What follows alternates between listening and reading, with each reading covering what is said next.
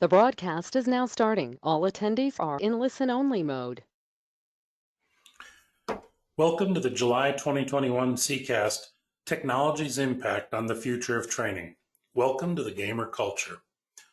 I'm Paul Berry, Executive Director of CIECA. The Collision Industry Electronic Commerce Association, or CIECA, develops and promotes electronic communication standards that allow the collision industry to be more efficient. We also provide webinars like this one to help educate both members and non-members. Today's presenter is Jeff Peevy, Vice President of Technical Products, Programs, and Services for ICAR. Jeff is well known in the industry. In addition to a long and successful career with ICAR, he's also served as the President of the Automotive Management Institute and as past Chairman of CIC. As we start the webinar, I want to remind you that there is no verbal communication between the participants and the presenters. If you have questions during the webinar, please type them in the question panel on the webinar screen. We will answer as many questions as possible at the end of the presentation. And now I'll turn it over to Jeff. Hey, thank you, Paul, for the introduction, and thank you all for the opportunity to have a discussion with you about some things I find very fascinating. And I'll just have a real casual conversation with this group and present the information that I've been working on for about 6 years. As I grew in understanding, I began to realize just how important some of the things I will discuss. Now, we're going to hit it at a high level. I really want to make a point that, this is, I do not profess to be any sort of expert when it comes to innovative learning or anything, but I do have a passion for this and maybe sometimes to a fault. So you may see some of that come out in this presentation for sure. Couple of things on the agenda. I just will give just a few minutes about our not-for-profit organization, ICAR, really around how it is relevant to today's conversation. Then we're going to look at technology's impact on us as human beings and our kind of generational tendencies that are formed during our formative years and some of the things that we're involved in. Then we'll look at technology's impact on training approaches, recognizing some of the things that are forming the way we think. Then it needs us to start the conversation around, do we need to look differently at the way we approach training and education? And then we'll look at it on how it is influencing the industry's technical training content. The momentum of change today is so much greater than it ever has been. And the way that we've always thought and approached building training content, the collection of information and how we disseminate that into training and information has to be rethought, reinvented because of the speed at which it's coming at us.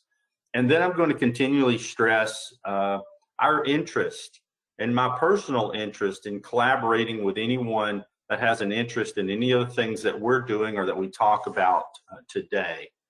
So I think it's really important that the ICAR vision around every person in the collision repair industry has the information, knowledge, and skills required to perform a complete, safe, and quality repair for the ultimate benefit of the consumer. And I've actually, some of you that know me know that this has become something very personal to me. It's not just a corporate vision.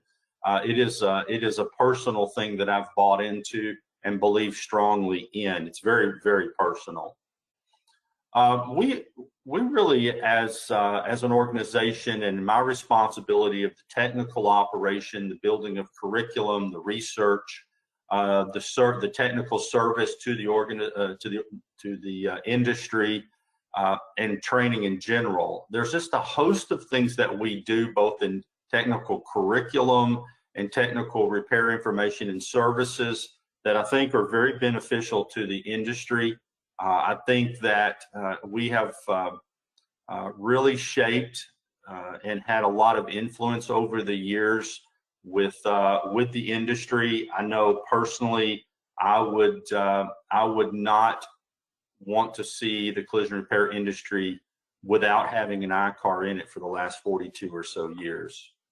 A couple of things that I'm proud of that I think are important. In 2020, we had almost 9,000 gold class shops. We trained almost 11,000 shops that were involved in ICAR training, resulting in about 82,000 or so students being trained in ICAR in one form and another.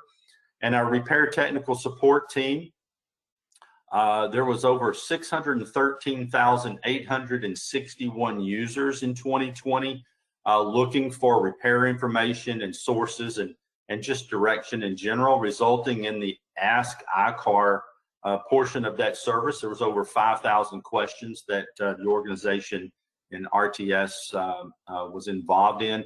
And also our curriculum is in about 65% of the schools, the collision program schools. We do research, we do real-time support, we provide information. We also do repair summits. And if you have an interest in being involved in any of our technical repair summits or our committees where we're always seeking guidance and direction, we're very open. And I'll make sure that you have my contact information at the end of this. We're glad of the fact that there's a lot of OEMs and insurers that support the Gold Class program for businesses or repair shops and require it as really the base level entry into their networks. When I mentioned that collaboration is in our DNA, there's a number of programs that you can get involved with, and some of it can be as simple as picking up the phone and calling us and having a discussion about how you would like to get involved in various things that we do. And we are in a growth pattern with our car manufacturer relationships as well. As we start to talk about the context of today's discussion, I really want to stress there's a large group of people in the technical operations, the repair technical support team, our specialty trainers, there are the delivery instructors out in the field, and of course there's staff and volunteers. It's a huge organization for what it is we do. We're one of the larger organizations, if not the larger organization in the industry globally. But let's talk about an instructional design team. We have about 25 individuals that are, I would say, very skilled and very experienced in what we do, from instructional designers, video techs, graphics and media, and subject matter experts that makes it all happen. And then Bud Center leads that instructional design team. There's over 500 years experience in this team. We have members of this team that's been with us a long time, and we have some that are new to the team that bring some fresh ideas, and we're all excited about how this is meshed as a team. And I think it's very relevant as we start to talk about some of the things that I think are interesting. So let's just talk just a minute about technology's impact on us as individuals. And you know, it starts, at least how I would frame this up, and I believe strongly that there is definitely some influence in electronic-based games. In our formative years, if we grow up playing, for example, at least a minimal of 8 hours a week playing electronics-based games, in those formative years, it has an impact on the way we think. It has an impact as employees become part of businesses. And I think it's important. In 1989, it began already to be recognized as having some influence on people in the way they think. And learning and retention, in the Cognitive Science magazine in 1989, a study there said that people retain and learn about 10% of what they read, 30% of what they hear. But if they're involved in doing something, they capture about 70%.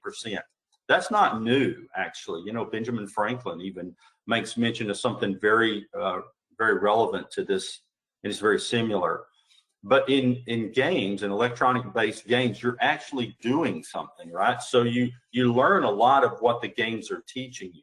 And in 2004, that influence becoming more and more recognized. John Beck wrote a book called Got Game: How the Gamer Generation is Reshaping Business Forever. And he made an interesting observation. He said that students who have ADD or ADHD, as I think it's sometimes referred to today, struggle in school, struggle to focus, struggle to pay attention, yet they can play games for hours. And that there was something to the elements of that game that would draw you in and engage you and influence you, and it would be really, it became something very important. And I think as trainers and educators in our industry, if we don't realize the influence of this, we missed the boat. I think we've probably missed the boat some, but you know, in a game, when things go bad, you can hit the reset button or you can respawn. I have an 8-year-old son, and now I'm playing more electronic games than ever, playing Roblox and Minecraft and so forth. But you can always respawn. You know, you can always start over.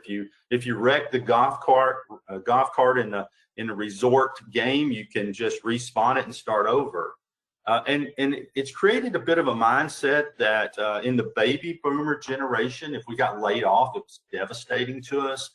Those in this gaming generation we'll talk about a little bit more in detail here in a minute. They get laid off, they tend to be able to bounce back, reset, and move on a little bit easier.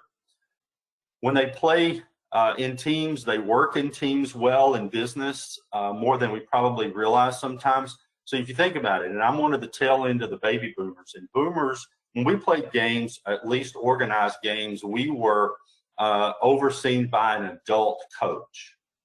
Whereas gamers don't have that adult coach while they're playing games and playing in teams, but they have peer support and they collaborate with one another and they coach and help provide guidance to one another. It's also noted by John Beck that when it comes to decision making in business, those that grew up in formative years playing games tend to be comfortable making timed decisions. I think they probably are more comfortable in making decisions quickly than previous generations. However, one of the byproducts of the reset generation is if they make a decision and it goes bad, they're a little bit slower to accept the negative side of a decision. You know, decisions have things we sometimes have to deal with, and that could be something that has to be really thought about. But when it comes to decision making, they can typically make decisions pretty well. In fact, they're comfortable taking measured risk. In fact, what John Beck made mention of is that baby boomers in previous generations, typically only about 34% or so of the population could be considered risk takers. But even in 2004, those that were pretty heavy gamers, now 80% of those that would be part of the gamer generations were much more comfortable taking measured risk. You see, in the gaming world that they grew up in during their formative years was really designed for their success. Now, it wasn't easy, but it was designed ultimately for their success. They do tend to be a little more flexible than previous generations, and I think this is an interesting twist as opposed to breaking generations down by millennials and so forth. They're more flexible, and part of that, John Beck believes, and it's because in my generation, if we were playing football in high school or basketball or whatever, giant balls of fire never came up through the basketball court. I never had to adjust to that. The world I played in was pretty consistent. But if you're a gamer, you have these sorts of things that may happen or will happen, and you have to be more flexible. They do like to be heroes. They do tend to have that desire. They are better at moving between things and keeping track of things. Maybe that would be multitasking. They do believe life should be fun. And also an interesting note is they level bosses. So in most games, there's a level boss or someone or something that's typically bad and something you have to achieve to get around or whatever. So if we're going to be bosses to the gamer generation, he suggests we be more like a strategy guy than a traditional boss, because otherwise they see us as someone they have to get around. Because of the gaming in their formative years, they also are better at stepping out of themselves. Those cameras, they can take different perspectives of themselves in games. And so they tend to also have that mindset that they sometimes can see themselves in a little bit different perspective than maybe some of us who really didn't grow up in playing games heavily. Also, John Beck had teamed up with Thomas Davenport, wrote the book, The Attention Economy. He makes mention that attention is the scarcest resource in the world, and that is important for those of us who are building educational programs. just the point that everything needs to be more engaging and entertaining when you pull that in. If we go to the Collision Repair Education Foundation's industry snapshot, the average age today of a collision repair technician is 41 years, if I've gotten that correct.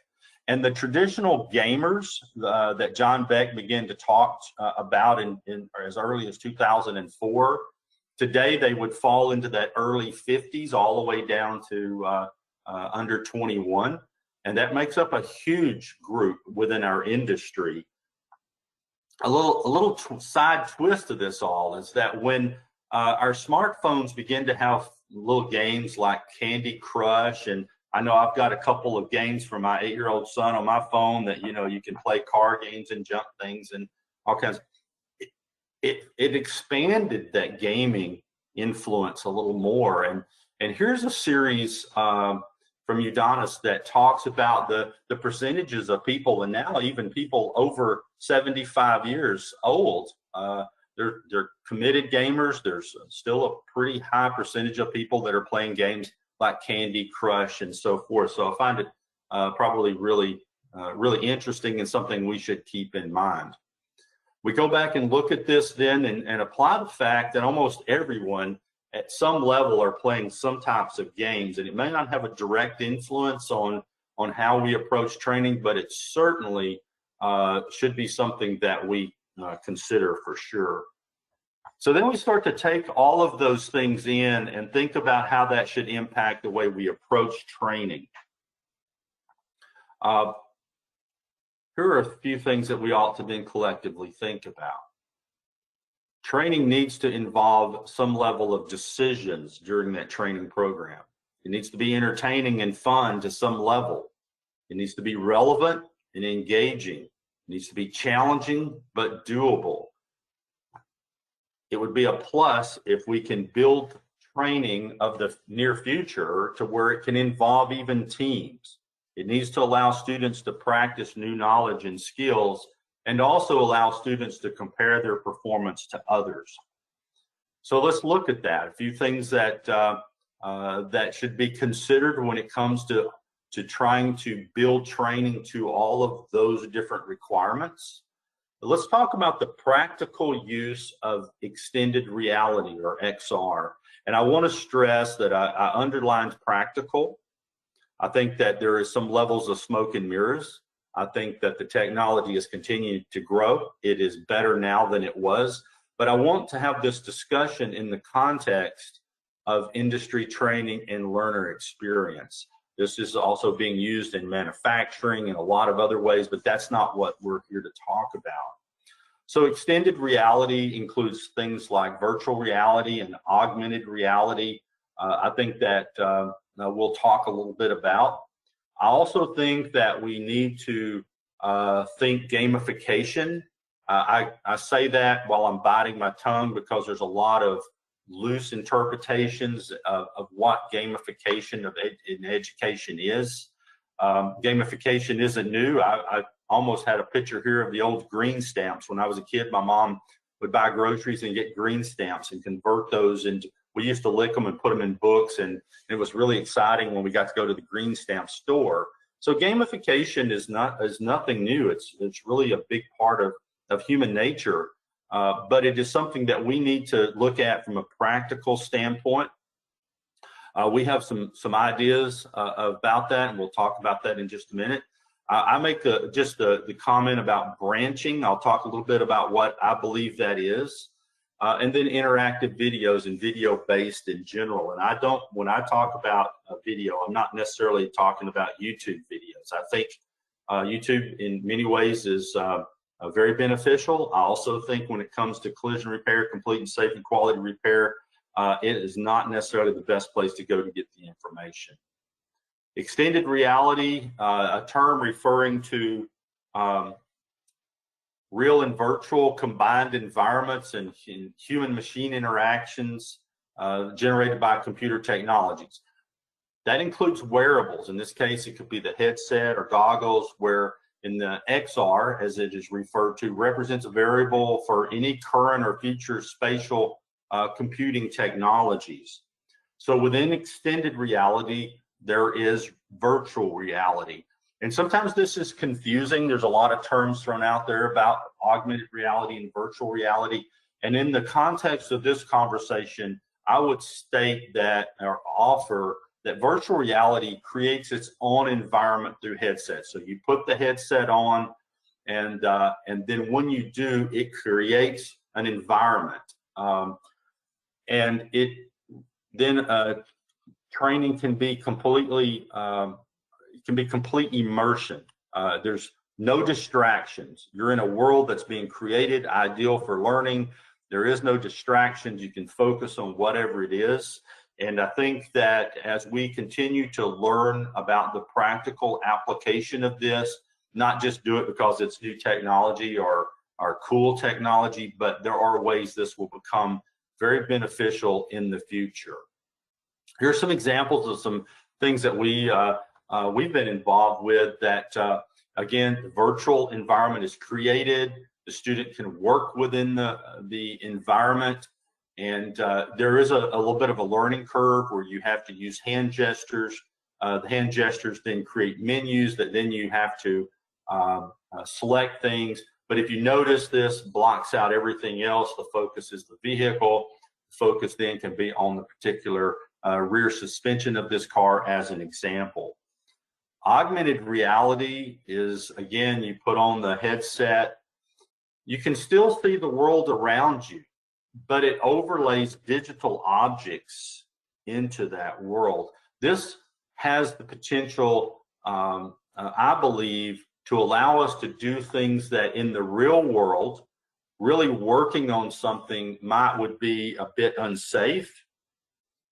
But in this case, it allows you to see the real world, see things over it that you actually can do, that you would be getting a more realistic experience, and it would allow you to gain knowledge and improve your skills and understanding of the topic without being in a dangerous environment. I think there's going to be some tremendous value in the future, near future, with this type of approach.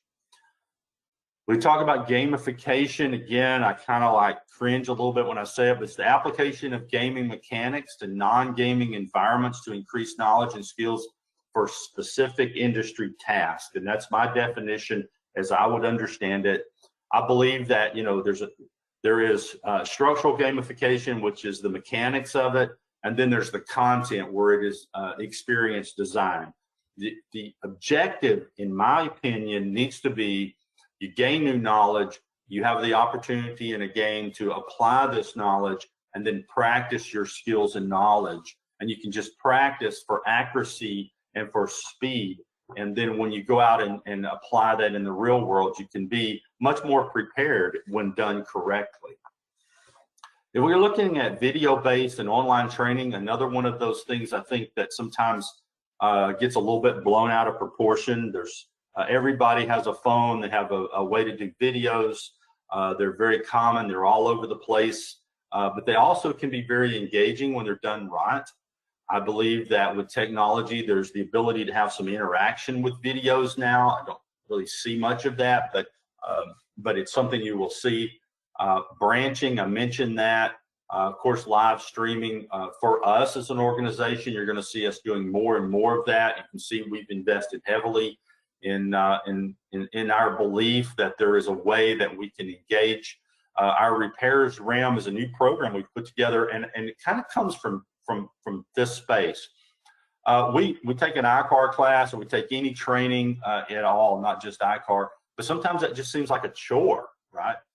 But yet we can go home and watch ESPN, where they have an anchor desk and they've got someone out on the field interviewing players, and we can sit and watch that all day Saturday or Sunday, right, comfortably. So we're incorporating those elements into that so that it becomes more engaging, more relevant, it's more relaxed, it's less formal and more informal. And the point being is that it can be related to very well and be very relevant. Interactive branching approach. I believe that this is a way that you can have a video. The video then pauses and asks a question both verbally, and it also comes up on the screen. You're able to click on your answer. It assesses how much you know over a series of questions, and then ultimately can move you from a mainstream course design or storyboard. If you don't know as much about a particular topic as the course may be designed, it can move you into a more basic position and carry you through, and then it could also move you to a more advanced, more challenging. And the idea would be to always be challenged, but never be overwhelmed. So it could adjust itself. The ultimate goal, I mean, you bear with my graphics here, there's a star there. In the end, wherever you start is less important. The key is that we bring everybody to the same level.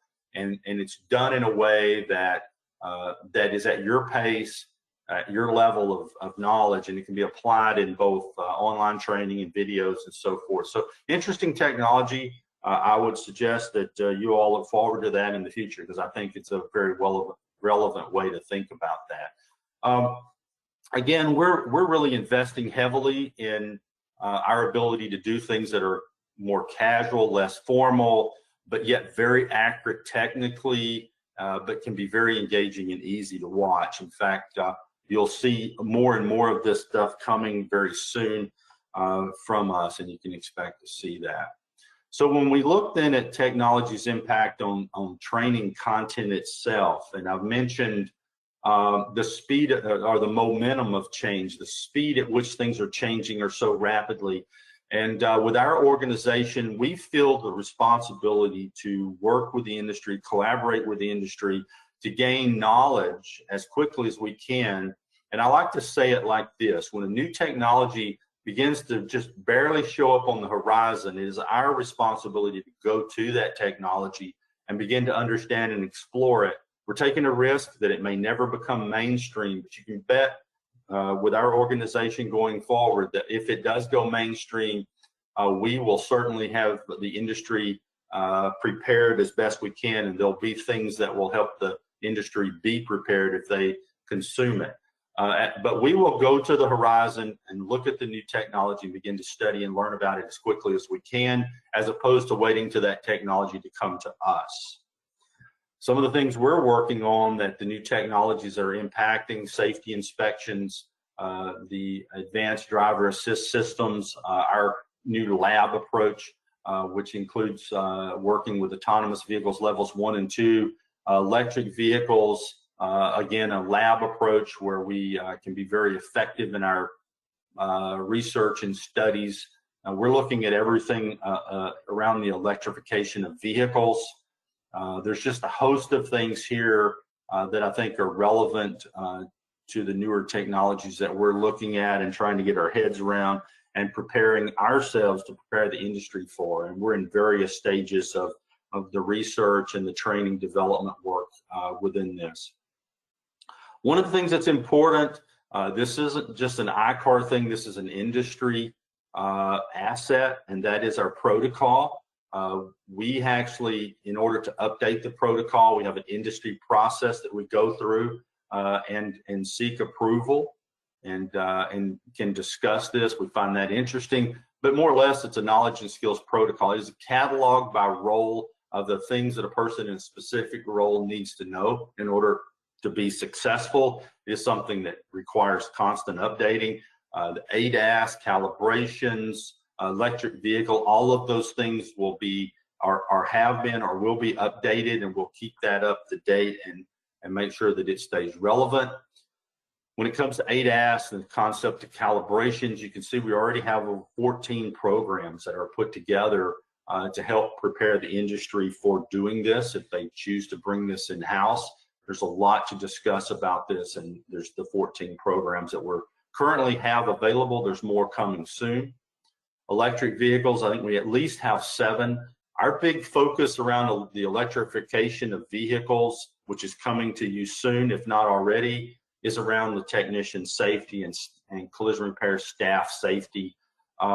We need to be aware that these vehicles are very different. They could pose a risk if they've been in an accident. And there's things that are just different. There's no transmission, there's no steering column in a lot of these vehicles. They're just very different.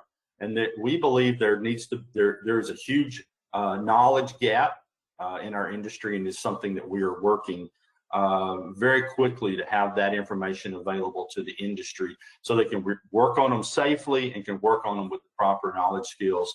And then, of course, a big part of what we do is support the car manufacturers. The car manufacturers support us as we look at vehicles very much through the collision repair lens. So, you know, as we work through things, we have found, and we have a strong belief that as we work through hands-on, live instructor-led props, where you are actually doing things with hands-on, those are very, very important. You can gain a lot. Again, as we mentioned, 70% retention when you're doing things yourself with your hands for most people.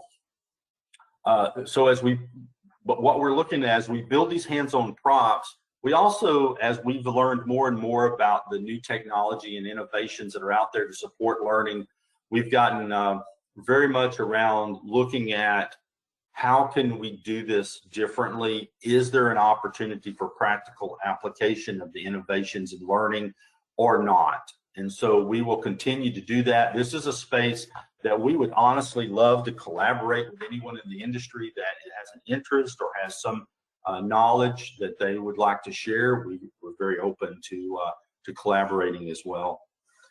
So again, we work with a lot of entities within the industry. We're looking for those to collaborate.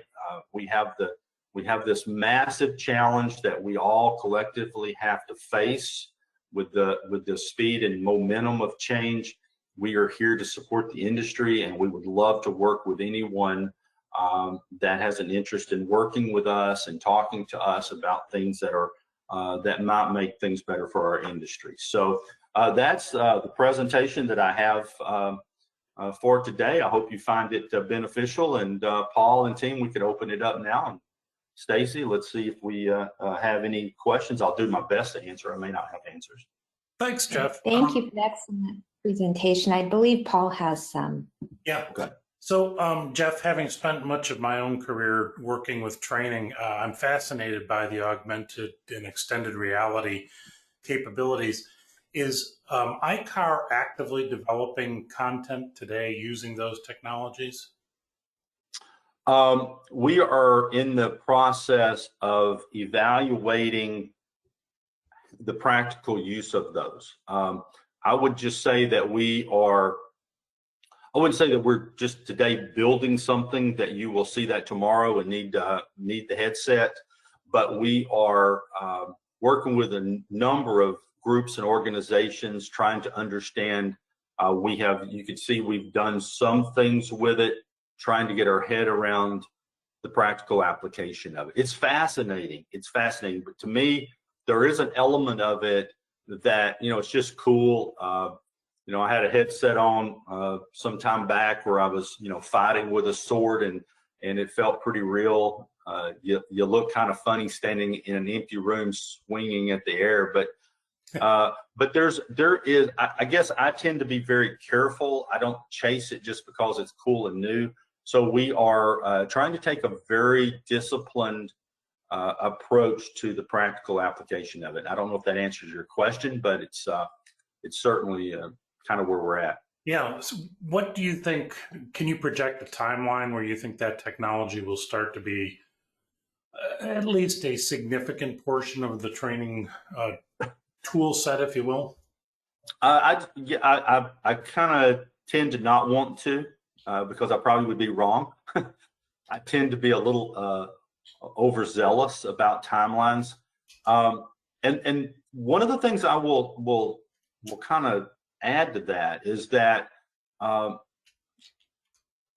think that there is a chance for, let's just say, augmented reality to be in the classroom, a live instructor-led classroom, probably first and foremost. You know, there's the cost of the headsets. There is the learning curve once you put that headset on as to how to actually manipulate the things and work with the menus and make things happen. There are some people who I see just can't wear them. They just are too disorienting, and some people maybe have inner ear trouble. But I think what you'll see though is a progression of those things starting to show up in some controlled way. we want to learn also the learning curve, right? How do we teach a 41-year-old technician how to practically use one of these headsets in a learning environment? And so some of it for us initially will likely would involve a live classroom. People are in the classroom, and a part of the exercise is the augmented reality. So we will, again, and this is where I really want to stress the interest we have in collaborating with those in the industry. Great, thank you. Stacy, do you have a question? Yes, we have a few. Our first question is, with electric and autonomous vehicles starting to increase their market share in the repair industry, when do you think repair shops will be required to be proficient in these vehicles, and what would this look like? Well, with the whole ADAS calibrations, I'm very opinionated, so I'll try to use some discipline in my. I know that there's a lot of different ways to approach calibrations and scanning and those sorts of things. Those are business decisions to make at the shop level. I've been involved with ICAR for many, many years, was involved when welding, what we called at the time welding qualification, was such a big deal, and we were really stressing it. It was frustrating, the slow adoption to ensure good welds, safe welds.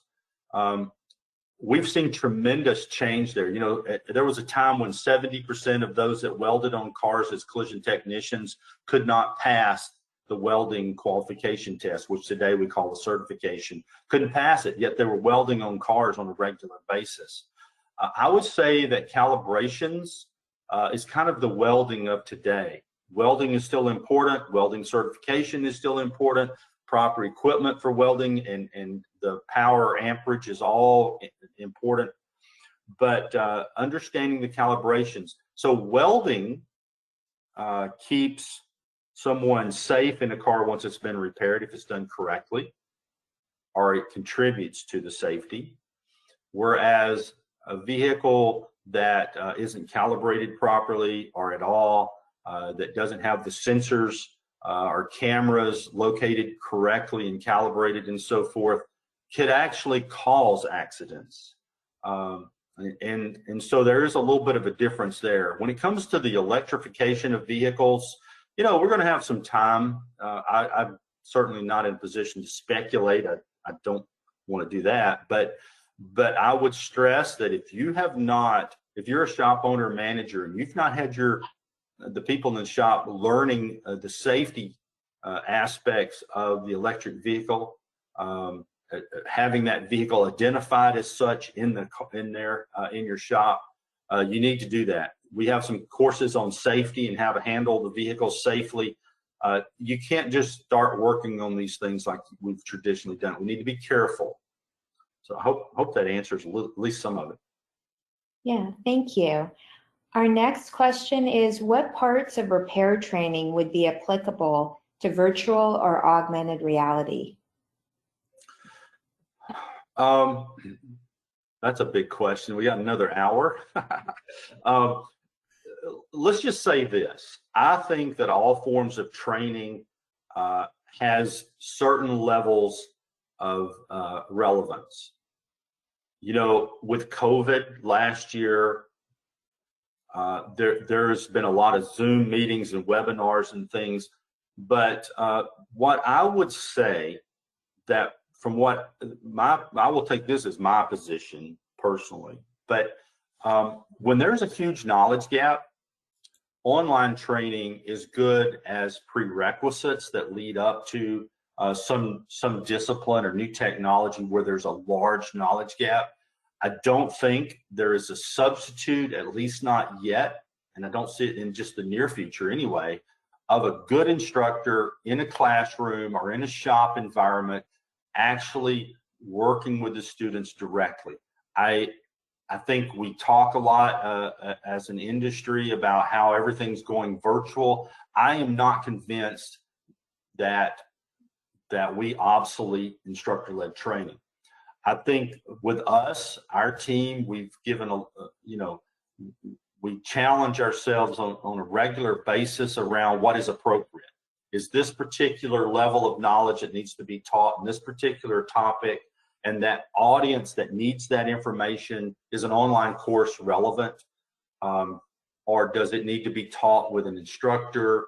So we're going through all those exercises. I do not think that it is a real easy question. I will say that some of the technologies that we're playing with now that involve some interaction and some, I don't know, we talk a lot, or we throw artificial intelligence around. I don't know if this qualifies for that, but things that can assess where you're at and are literally tailoring your learning experience to you and where you're at with that particular technology or knowledge has some really strong potentials for the future, and may be more appropriate for a lot more things. But we're in an environment and a society that today where it needs to be relevant, it needs to be easy to access, as we say in our mission, increasingly accessible, and it needs to be oftentimes just in time. And you're going to see us really sorting through that in the very near future and taking some positions on that. I think you'll see with our offerings. Thanks for those comments, Jeff.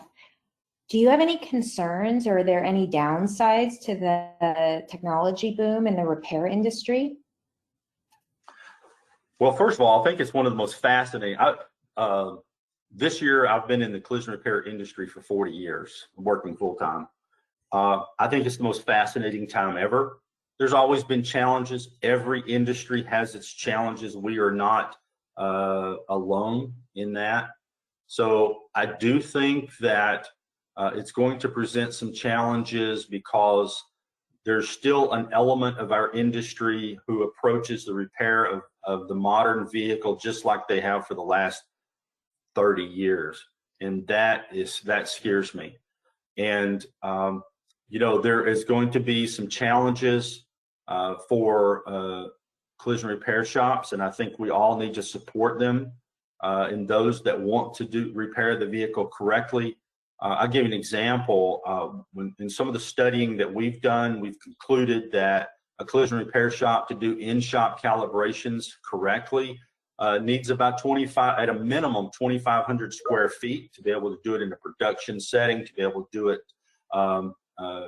for a wide variety of vehicles. So they have that. Do they add on to the shop? Do they change the way they approach their bays and so forth to make room for that? There's a lot of hard decisions and a lot of things that our repairers, who is the heart and soul of our industry, are faced with. So I want to encourage everyone in every segment to recognize the challenges that we all face, but especially those that are putting hands on the car and are in the business of repairing the car. I think, for example, electric vehicles are going to require more square footage to work on than a traditional bay that we have always used to work on a car, right? So an electric vehicle just needs more space. There's going to be some tremendous needs there, but it's the reality of what we're working on. But we need to really challenge ourselves, all of us, every segment, and especially repairers, to make sure that we're doing a complete, safe, and quality repair. And we can only do that if we have the equipment and the knowledge and skills. Thank you for your insight. Paul? All right. Well, thank you, Jeff. That was a very informative and interesting discussion. I think it's going to be really illuminating to see what comes in the next several years. So thank you very much. Well, thank you. You bet. The presentation today has been recorded and will be available later today at CIECA.com. I would invite you to check CIECA.com for a schedule of future broadcasts and to watch recordings of past webinars. Links are available under the CIECAST tab at the top of the page. CIECA has partnered with the Automotive Management Institute. Attendees of this webinar are eligible to receive credit towards a professional designation from AMI after taking a short quiz on its website. A link will be sent to all attendees. Please follow CIECA's social media platforms to stay up to date on upcoming events and CIECA news. This concludes today's webinar. Thank you. Thank you.